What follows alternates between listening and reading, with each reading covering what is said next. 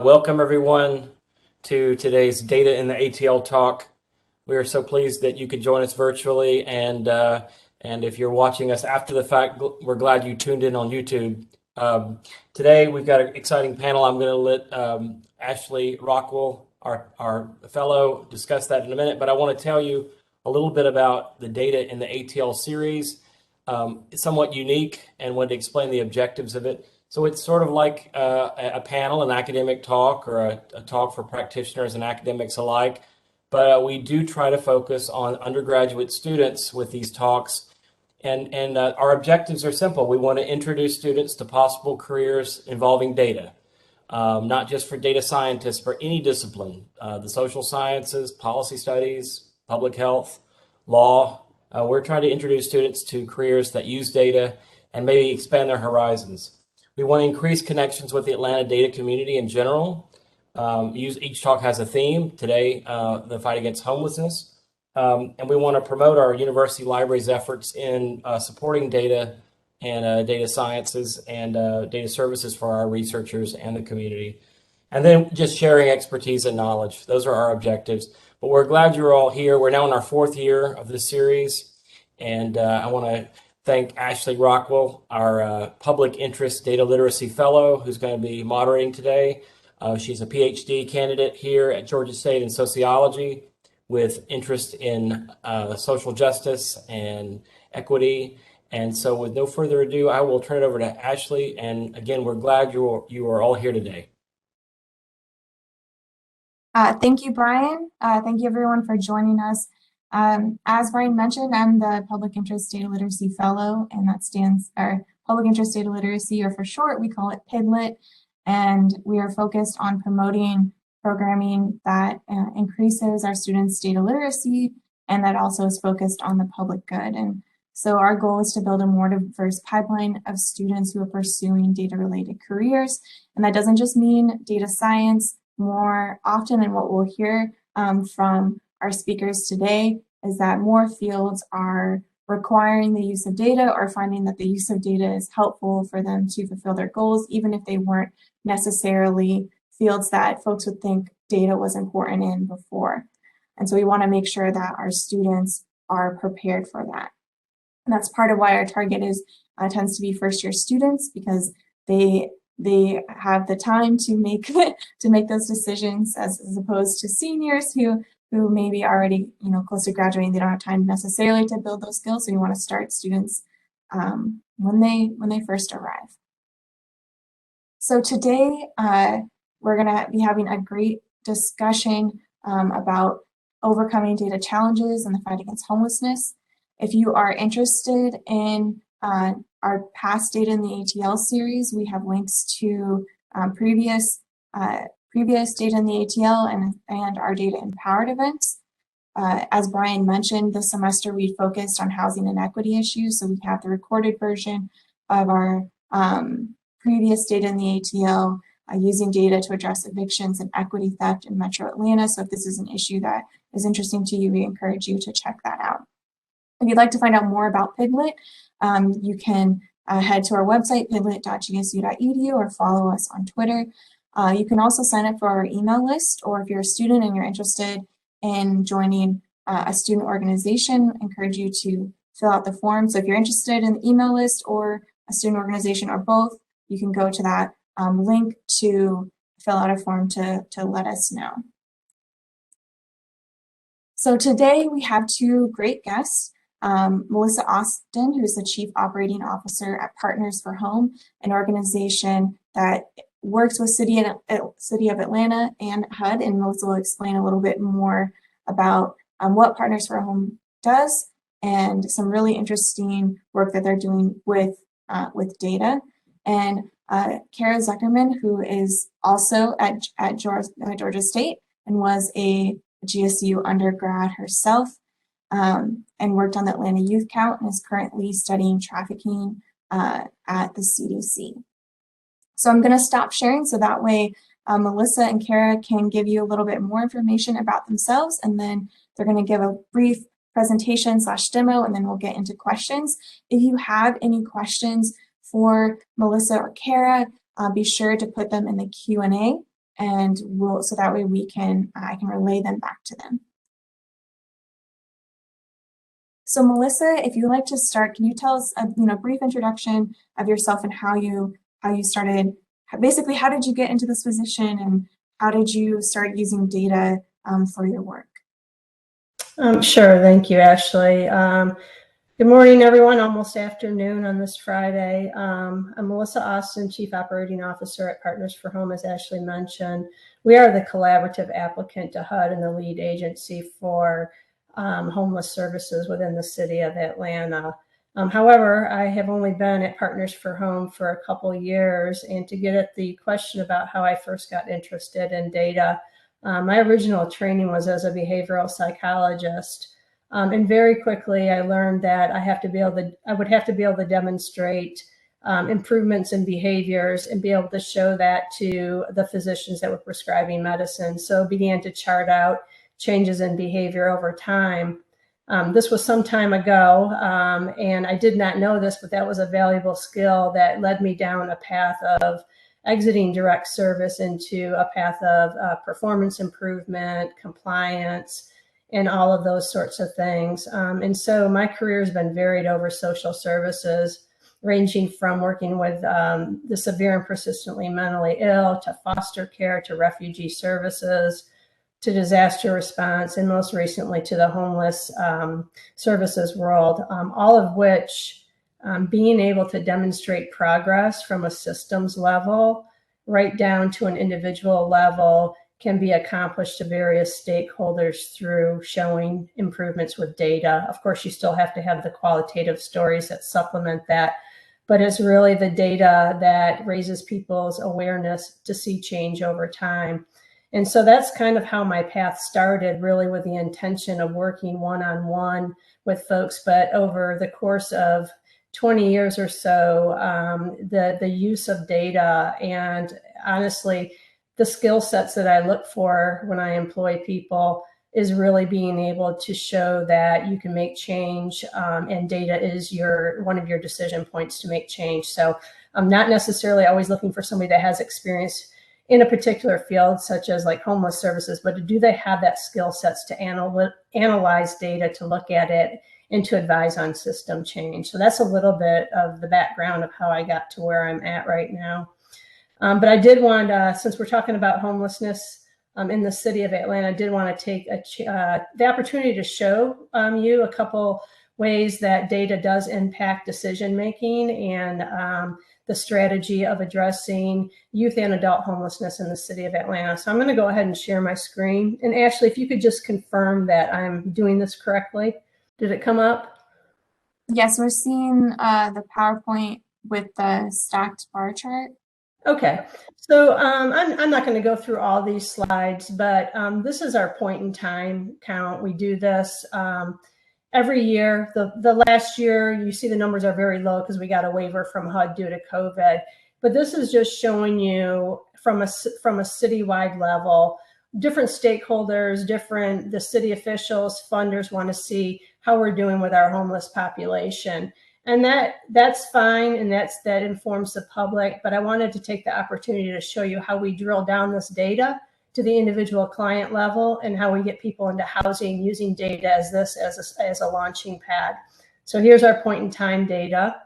And the point in time is just a count of all the unsheltered and sheltered people that are not in permanent housing on one particular day in the month of January.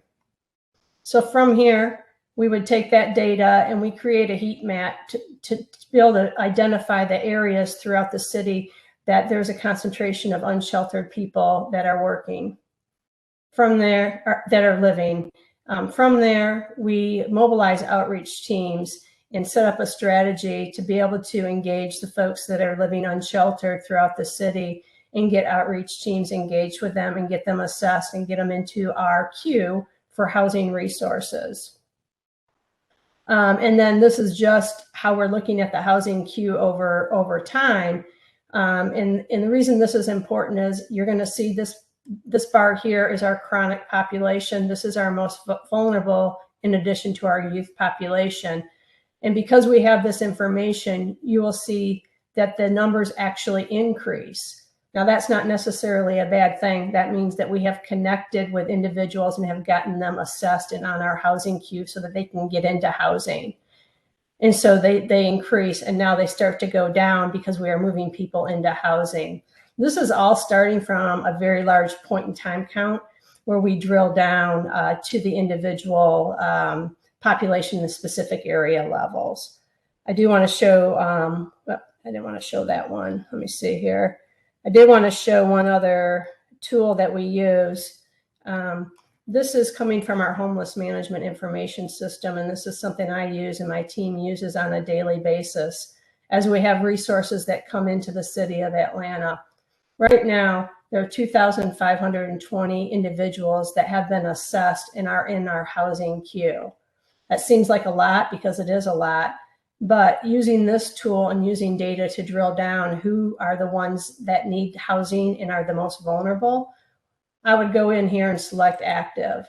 Active means these are folks that have had a contact within the past 90 days, and we know that they're still in the city of Atlanta, and we can find them most likely and get them into housing. We still have a large number. That's 987 folks. Let's say that we have a funder that comes in and says, we're going to house chronic individuals. Okay, so I would go here. And if you have questions about what chronic status is, I can answer those later. Now we've got that number down to 416. But then it goes on. Okay, we have an apartment complex that will take individuals. They might have a background. We'll accept them if they're chronic, which means they have a disability, but you have to have a birth certificate in order to lease up. So we would go there and click birth certificate. This kind of data informs us on how we can very quickly house people. Without having this data, we would be wasting time and wasting opportunities that come available to our system. And so this is just something that we use on a regular basis. I would go over to this tab. I'm not going to click on it because it does have client information, but from here, I can drill down to the exact location of where somebody that's unsheltered. We put a geocode in there, and then we work with the case managers at our provider organizations to go find the person and introduce them to housing to see if they'd be interested in going into the housing options that we have available on a particular day. So I'm going to stop sharing. I know I said a lot there, but I just did want to give an overview of, I did want to give an overview of how data at a very large scale guides the decision right down to the individual level. So even though we're looking at data from across the city, we then drill down to different populations and subpopulations, whether it's youth, veterans, chronics, families. And as options come available, we can match people really quickly. Without the use of this data, the way it used to be done years ago, we would be wasting months and months, and people would be sitting on our housing queue and opportunities would pass them by because we didn't have the ability to use the data. Not only does the data inform us that way, when we do things like a large housing surge, we set up data collection points to advise us how we're at in the process. And that's a very specialized skill set that we look for in professionals entering the space to be able to project manage and be able to pick apart what are the key data points to inform us on how we're going to move a project along. So I'll pause there, Ashley. I don't know if you want me to go into any more detail. I said a lot and talked very quickly, but just wanted to give a little demo of something that was realistic and how we do it on a day-to-day basis. Thank you so much. I think that it's very interesting to be able to see that the data is right there and that you can, it sounds like it's very helpful, especially if for getting funding to help house folks or to help provide resources. And I know that that Partners for Home recently housed nearly 800 households using this real-time data. Could you talk a little bit more about that and how were you able to, how is folks so quickly using the data? And I'm assuming this was also during the pandemic and how that how that may have complicated things or potentially made it, we've seen resources change during the pandemic for folks who are unsheltered or unhoused or homeless. And could you talk just a little bit more about that? Sure. Yes, we housed almost 800 households, unsheltered in a 3-month period, and we had a lot of moving parts. So very quickly, we didn't have time to plan. You know, you kind of build the plane as you're flying it, and so realized that we had to have some key data points to be able to measure our progress through this. So what we did is, as we acquired units, and not to get into the weeds of that, we utilized a smart sheet tracking system, and then would have case managers enter data at certain points. Did the person apply to the unit? Do they have their birth certificate? Do they have that? And we would export that and track the different stages that folks were in. That was helpful because we could problem solve and troubleshoot because the data was there. So we would know on Monday, we have this many people we need to arrange transportation for. Here are the vehicles that we have. And that was all done through data management. Of course, the case managers and the ones doing the work are working with the individuals, but it was almost like we had two teams working hand in hand. We had the ones working directly with the clients, and then we had the data specialist team that were informing us on next steps all along the way. Like, here's a problem here. This is a barrier that we need you to remove. And so, yeah, we just tracked. And then the other key component to that, because it was a lot of fundraising in the community, we had thermometers that would show in a very simplistic way where we were at with housing the 800 households. And we showed that to the public once a week, to the mayor's cabinet, just so that they could see the progress that was being made. Because a lot of times, you know, you hear stories in the media and so forth, but when you show the data, and when we were able to show that we actually did house almost 800 families in a four-month period, it really speaks to the volume of the work that's being done and the folks that are moving into housing. Thank you. I want to move to Kara, and if you could also just do a brief introduction of how you started using data and how you got into the research that you are doing. And then you can tell us a little bit about the Atlanta Youth Count. Sure. Thank you, everyone. And Melissa, I have to say, I really enjoyed that. I've never seen what the HMIS system looks like, despite knowing a lot about it. So that was fascinating. Thank you so much for sharing that. You're welcome. Yeah, that was awesome. So I'm Kara Tsukerman, and I am currently a PhD student in the Department of Sociology. And I would say that my interest in data really happened when I was an undergrad student at Georgia State, also in the Department of Sociology. Our department did maybe the first domestic field school at Georgia State. I don't know if it was the first, but I think it was. And that was basically a research study where students were used as the researchers under the guidance of faculty. So that was in 2015, and that was an Atlanta youth count and needs assessment, where we were trying to figure out how many youth were experiencing homelessness in Atlanta and what their main needs were. So that project in 2015 translated to us actually getting funding from the National Institute of Justice to redo the count on a larger scale in 2018 and focus on the youth's experiences of sex and labor trafficking. So that is what I'm going to talk about today. All right, everyone. So like I said, I'm going to be talking about the 2018 Atlanta Youth Count, which the goal of the project was to estimate the prevalence of sex and labor trafficking among homeless and runaway youth. And this is especially important because homeless and runaway youth are already a hidden population for a variety of reasons we can talk about. And then experiences with sex and labor trafficking adds another layer of hiddenness, you might say, to the population. So we were able to use data to actually find out about both. I do have to quickly note, because this was funded by the NIJ, that I'm giving you the results of our study and not necessarily the opinions of the National Institute of Justice. All right, so the goals of the Atlanta Youth Count were to first and foremost, provide Metro Atlanta service providers and policymakers and youth advocates practical information on how many youth were experiencing homelessness and what their needs are, and how many of them are involved in forms of human trafficking. We also wanted to collect information that could be used to develop and refine policies, programs, and interventions to help the youth. And we wanted to encourage a community-wide dialogue about the needs and social determinants of youth homelessness.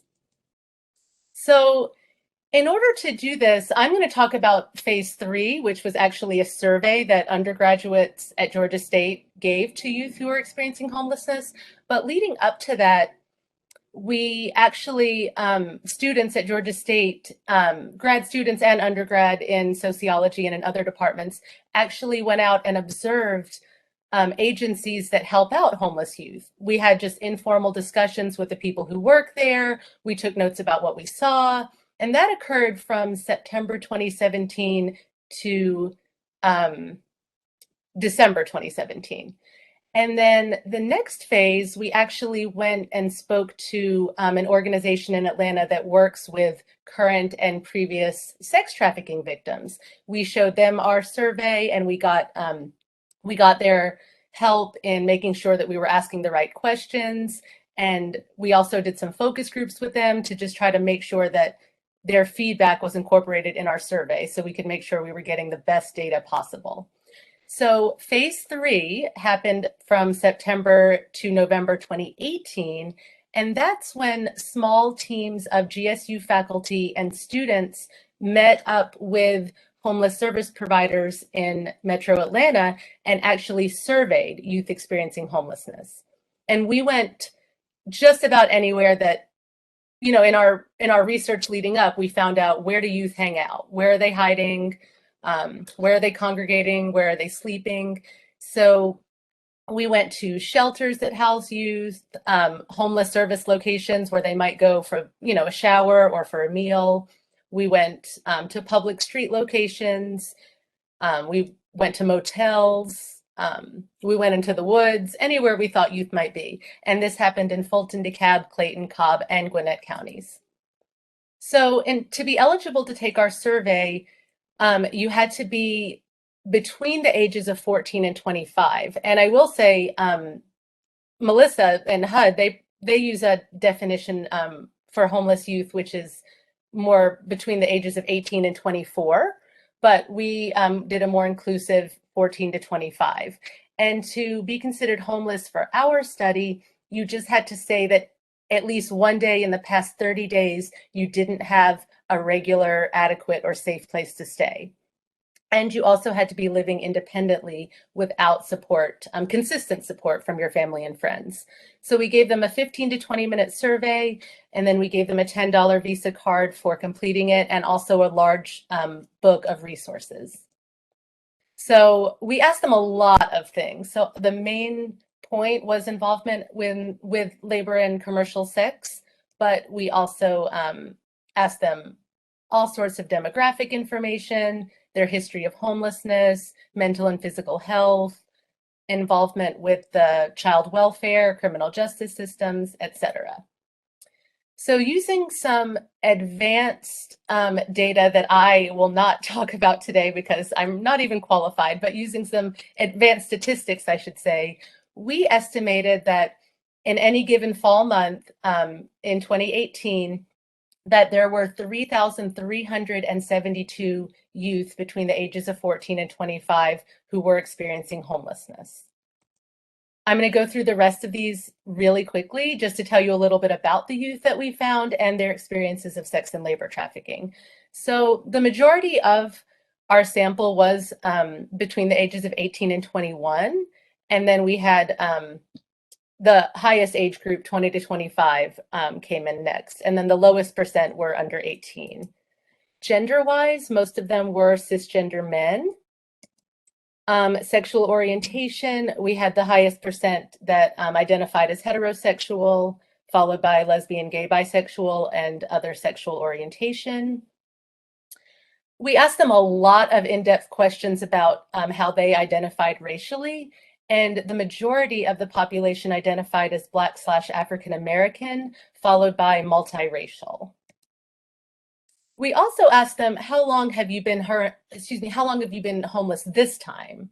So unfortunately, the highest percent, 29%, said more than 1 year for their current homelessness. And then 17% of them had only been homeless for less than a month. We also asked them, where did you sleep last night? And the highest percent, 41%, had been sleeping unsheltered the previous night, followed by 32% that were in a hotel, motel, or doubled up with friends, family, or maybe someone they even didn't know very well in a couch surfing situation.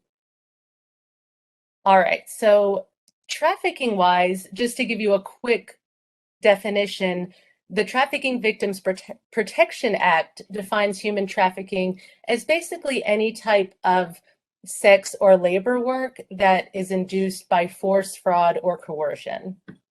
And I'm going to talk about that in a moment. So in order to assess their human trafficking, we first started with work questions, and we gave the respondents 16 potential work situations that they may have done in their lifetime. And this included legal work, like working in a restaurant or a retail store, or illegal work such as selling drugs. And if they hadn't done any of the 16 situations that we gave them, they could write in other work that they did do.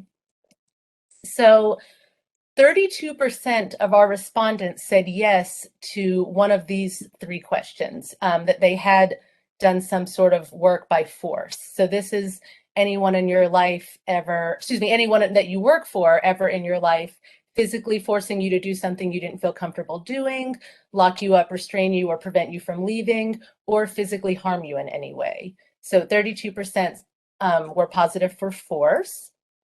Fraud, we asked them, did anyone you work for ever in your life trick you into doing different work than was promised, make you sign a document without understanding what it stated, or refuse to pay you or pay you less than you were promised? And 40% of the youth said yes to those questions.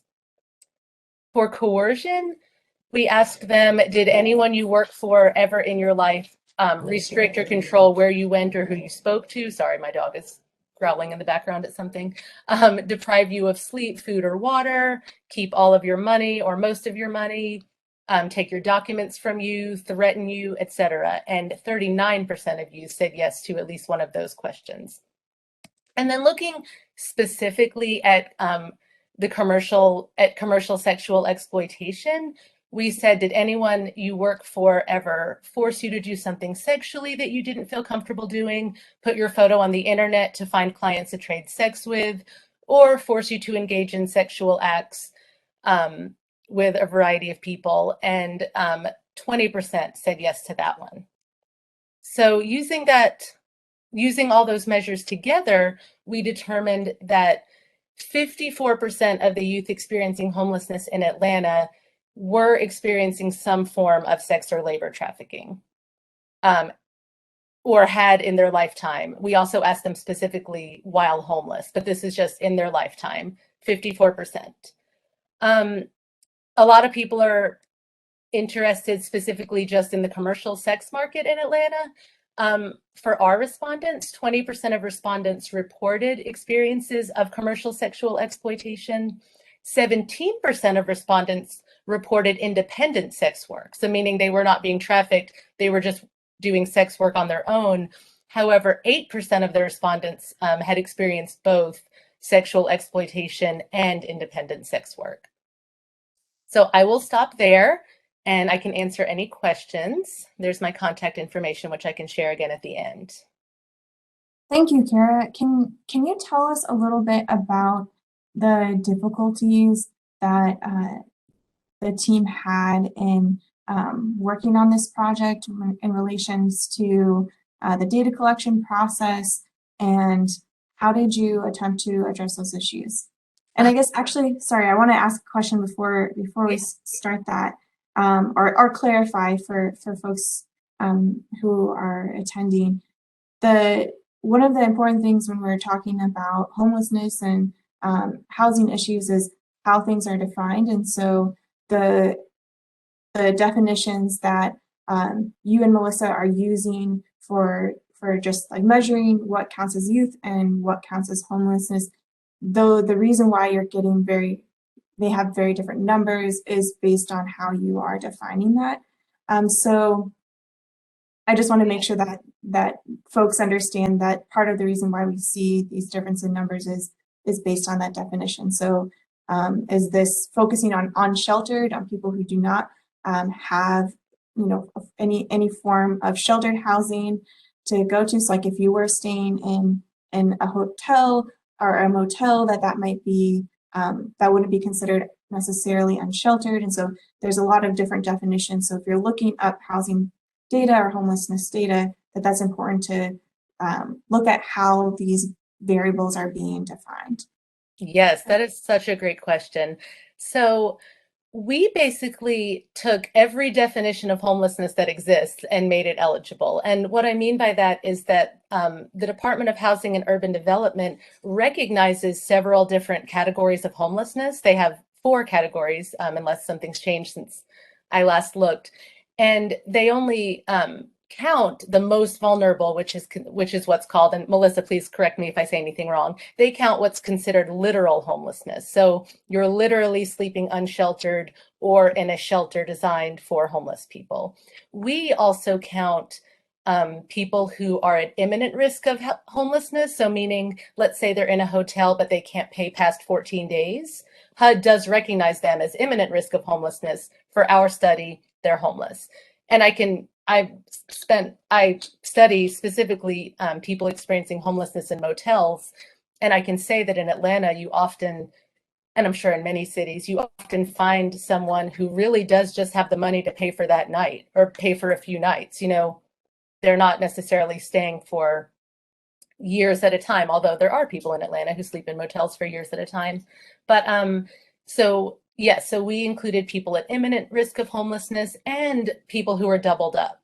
So let's say we met a youth who was sleeping at their grandma's house along with several siblings, and they didn't have their own place to stay there. They weren't always welcome to stay there, or for whatever reason couldn't always stay there. We would count them. So that is the disparity in the number. Does that answer the question? Yes, and Melissa, did you have anything that you wanted to add? Because I know how Partners for Home measures homelessness also has a lot to do with the HUD definition of homelessness or unsheltered. And you had also mentioned chronic earlier, and I was wondering if you could define what you mean by chronic. Yeah, sure. So we do go by the HUD definitions for defining homelessness. But chronic means that you have a disabling condition and that you meet the length of time required to be homeless, which is a year or 4 more episodes in a 3-year period. That's a strict definition of chronic. In chronic, by HUD definitions, we have to prioritize. We have prioritization criteria that the community came up with, but those are the most vulnerable folks that get prioritized for permanent supportive housing, which is housing with services. Some of the other populations would fall more into our prevention and diversion work, which we do have services for those that if they don't receive support like today, they are going to become literally homeless, and they would qualify for our diversion prevention. Those are not HUD funded services. Those are private dollars that have been raised, but we do have that. If they're living in a shelter or a place not meant for human habitation, they're considered not unsheltered, they're considered homeless. So you can be in a shelter, but you're still considered homeless because it's not a permanent solution. And youth, she's correct, it's 18 to 24. That's how the youth population. We have other reasons for having that because of defects and all those other issues that, as a HUD-funded agency, we have to be aware of. But those are the main difference. We go strictly by the HUD definition. I will also add, one reason our number is so much higher is because HUD counts one night. Like Melissa shared the information on the point in time, which, as she mentioned, is one night in January. And we went out over 3 weeks and found youth. So people who might be missed in the one night count had a better chance of making it into our count. And thank you for going over those definitions. I just realized that we hadn't had a chance to do that, and that it's really important to understanding the complexity, because even if the definitions are complex, understanding the issues as a whole, that can make it complex as well. So I wanted to go back to the question that I'd started asking you, Kara. Sorry about that. Can you talk about the data difficulties that you ran into with the youth count? Sure. And then so I want to ask Melissa the same question after you. Okay. We did have a lot of difficulties. So I guess the main difficulty, just the population in general that we were focusing on, is very mobile. Youth experiencing homelessness don't always follow the same patterns as adults who might sleep in the same place every night, whether it's outside, or youth are also more likely to stay away from shelters. So just in general, youth experiencing homelessness are harder to find. And also, young people are not always willing to speak to people who want to survey them, because if they're under 18, they may be afraid that they'll be reported to DFACS, or a lot of youth are afraid that they'll be forced to return to a home environment that they may have fled for, because of violence or because they were kicked out. So they're just not in a hurry to talk to people. We also had a lot of issues. For instance, I led all of the teams that went to motels. And so often we arrived at a motel and the manager just wouldn't let us survey youth. Like they wouldn't let us survey anyone. They made us leave. So we had to sometimes be crafty about hiding or trying to get people to talk to us off the motel property. Also, when you're asking questions and looking for people who are experiencing trafficking situations, often there's a pimp or a boss type person who's watching. I mean, I surveyed young people where somebody was standing there watching our entire survey, and you can't help but wonder if their answers might be different if somebody who is in charge of their work situation was not standing there. And finally, using undergrads and even grad students as researchers, people get sick, they cancel their shifts, they get scared. We had students who went out in the field and then decided that it was scarier than they thought, and they didn't want to be a part of it anymore. There's issues having students memorize the survey instrument well, adhere to the rules, etc. But overall, it was still a fantastic project, despite the difficulties.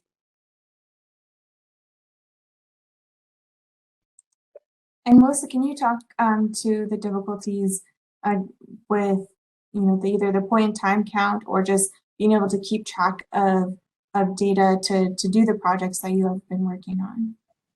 Sure. Data quality is always an issue. In fact, we have a data quality plan.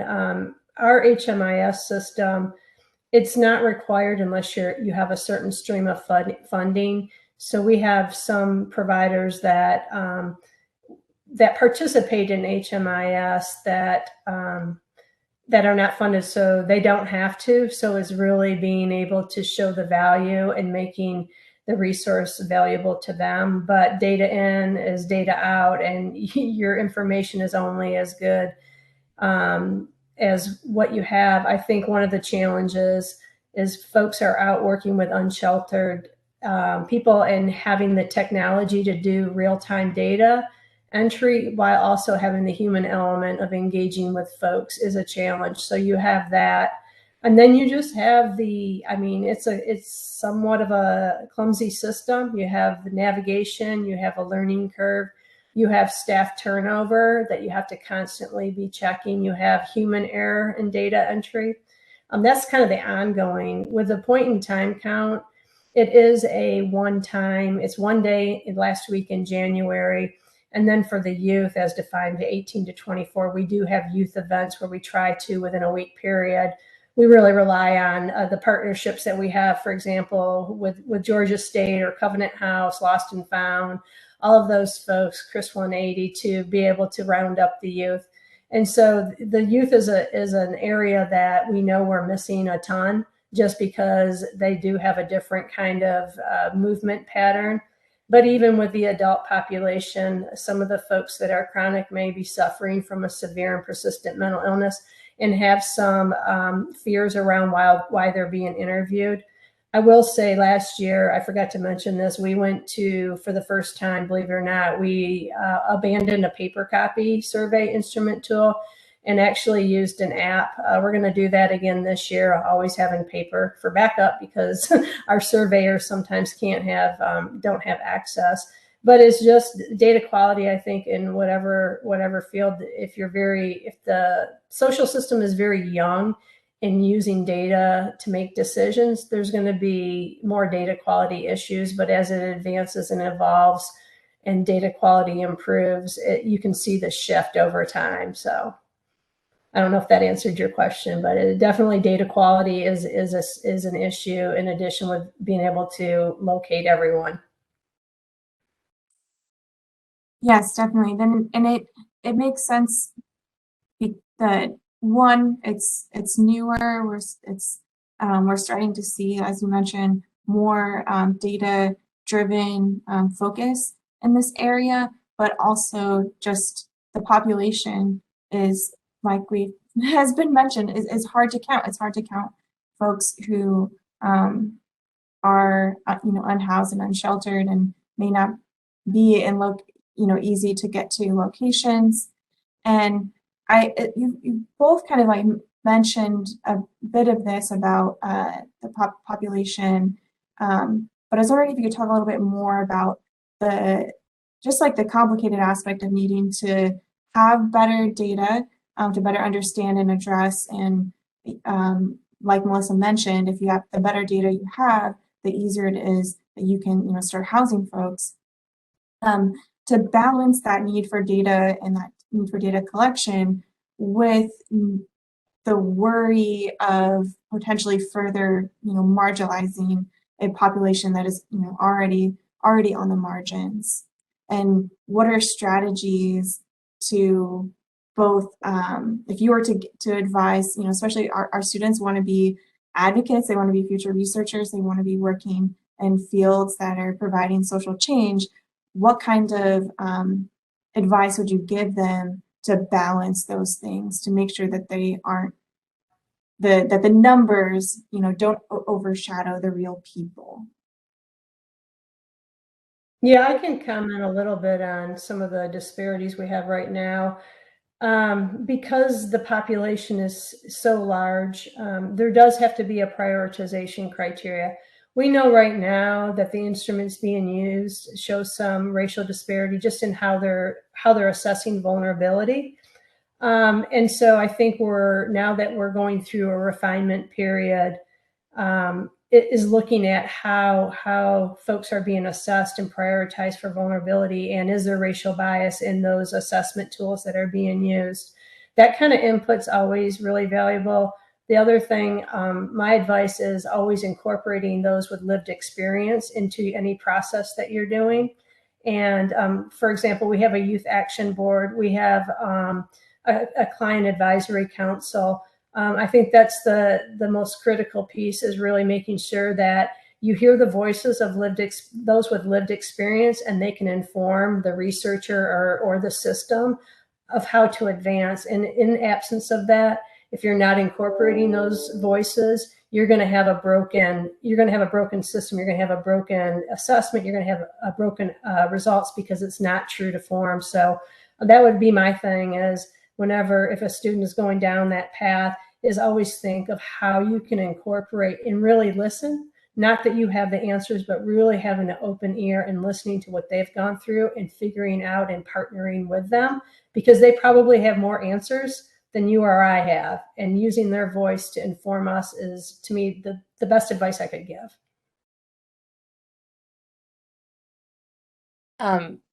Melissa, that was such a great answer.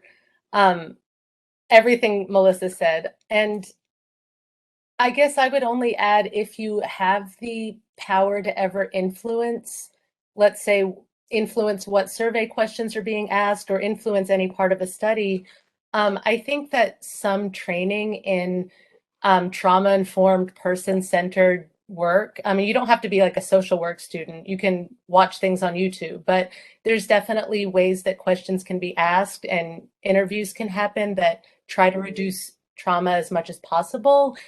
And also identifying resources ahead of time. So if you're speaking to someone and they are traumatized by the questions you're asking them, then you can at least be ready with some resources for them. That kind of brings me to my next question is, obviously a lot of the information and building of the survey is important, like getting real folks' lived experiences help shapes that. And I think that when you're talking about to other folks about what you do and working on homelessness issues, what is something that you wish more people understood related to homelessness? I mean, I'll say I wish people understood the complexity of the compliance aspects that we have to deal with. You know, if I could have it my way, we would have enough flexibility and funding for everyone. It is very complex. It's an issue of we don't have enough resources. Earlier, I mentioned diversion. Diversion is an exit pathway to ending homelessness for some folks, just because we just don't have enough housing stock for everyone. But there are different pathways, and understanding that somebody that you think may be living under a bridge in an encampment or what have you, if they have the right tools and the right problem solving, they can quickly exit homelessness with a pathway other than just giving them housing. So it's really looking at the complexities of everything, and also the racial disparities that we have within our population experiencing homelessness, that it's lots of different systems. And for us at Partners for Home, we're not going to be able to solve all the problems that go with poverty. That will probably be longstanding even with some of the folks that we get into housing, but we know that getting people into housing is the most important thing. And we follow housing first principles, that we get people housed. That's a basic human right. And that's but it is a very complex issue that can't just be solved with one system. I mean, for it really to have change, long-term permanent change, all the systems are going to have to connect. And I think that different systems that have been siloed in the past are realizing that, and they're starting to look at the intersections, the social determinants of health, the health systems, and how all of those pieces need to work together and have to talk together. We're making progress, but we're not there yet. But I think there's a willingness and a desire. It's just, how do we accomplish it? Yeah. You asked something that we wish people understood. Yes.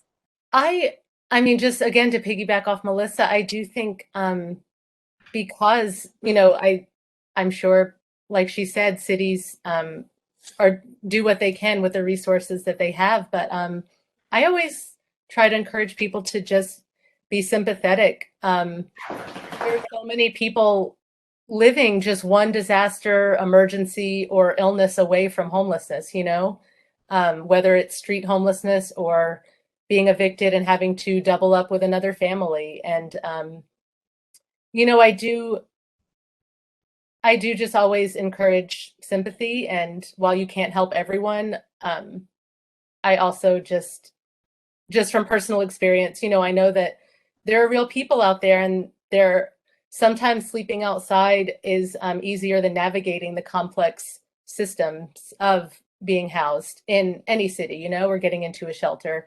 I know for youth, sometimes it's not always easy to stop whatever substance you might be using. And a lot of youth shelters have strict rules around that. Yeah, so just sympathy.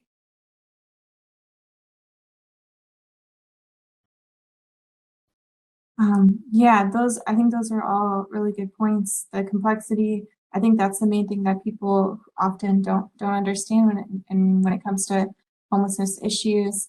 And that there are so many layers of complexity for both individuals who are experiencing homelessness and then the systems that either potentially put them in that place that led them to be in that situation, but then even our current systems that we have that are there to help address it, that those are also layers of bureaucracy, layers of complication. I think those are great points that you both made. I want to make sure that we have a chance to talk about, since we have either students on the call or students who will be watching the recording of this, who maybe they want to be a social worker, maybe this is an area that they want to go in from the side of wanting to help people, and maybe they're not data, maybe that's not what they're thinking of. That's what we see a lot, is that we'll have students who want to help problems solve or help do something, but not necessarily seeing that how data can be part of that. And in some cases, we have folks who are data people, but they aren't necessarily seeing the human or social issues side of how they could use data. So if you were to advise students who may want to work in for housing security issues or housing inequity issues, what would you tell them? What would your advice be? What would you tell them about certain classes they should take or skills that they should get as their students before they go out into the workforce? What is something that I know that Melissa, you hire folks at Partners for Home, and you have employees. What is something that you would want to see in your employee? You kind of mentioned before having those data skills are important. And Kara, as you're doing research, what is something that you wish students who might be interested in doing that for them to build upon when they are students? Do you want to go first? Yeah, Yes. sure. I guess since I am still a student here at Georgia State, I definitely think they should pay attention in their methods classes, or certainly take a methods class, even if it's not required, some type of research methods. If they have the ability to maybe add on a specific quantitative and even qualitative analysis class. And like I said, I think it's important, if you're interested in this type of work and a lot of work, I think something where you learn about person-centered, trauma-informed care. Again, you don't have to be someone who always works directly with patients for that type of training to help inform the research you do and the way you interpret it. I can jump in. I think if I were to give advice, there's kind of two paths, and I've employed both, kind of with more of a research background. But one thing that I look for is people that just have a passion and a desire for social justice in this space that I'm in the spaces that I've come from, which is mostly nonprofit and working with vulnerable populations. So having that, if I could say one thing for folks kind of going from school and transitioning into the professional workplace, is if you have the opportunity to do a practicum or an internship or to volunteer, you're going to see the difference between academic work, which the foundation is critical. Don't get me wrong, but how it's a little bit different when you have, like, when you're facing the issues and the bureaucracy and the red tape that you have to cut through. If you could really just go and shadow some folks, most social service organizations that I know of welcome people. It's part of our duty and our job to foster and cultivate new professional development opportunities for folks coming into the space. So learning how to bridge the academic world with the service delivery world, any opportunities there.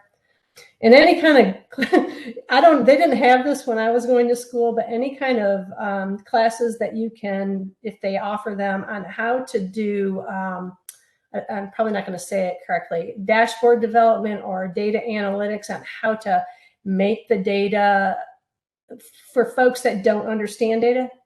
To me, that's the biggest success, if they understand the data and they don't really know all the details on it, being able to take those kind of classes, whether it's Tableau or, whatever. And if you see any domestic field schools offered at Georgia State, sign up. Yes, yes. Those are, I think that is all great advice. And is there any last, is there anything that you didn't get to say that you would want to, that you want to say in these last few minutes? Hey, volunteer for the point in time count coming up. There's going to be correspondence coming out. It's the last week in January. I think we scheduled it for January 24th. Melissa, I lead a team every year, and I was so sad when it was canceled last year, or I wasn't needed. So yeah, I already had two students reach out to me about wanting to be on my team. So thank you. Yeah.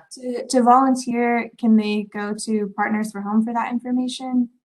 Yeah, we'll push out some information for people to sign up for the night. So would love, especially with the youth population, we'll be having some youth specific events. Any ideas or suggestions you have, Kara?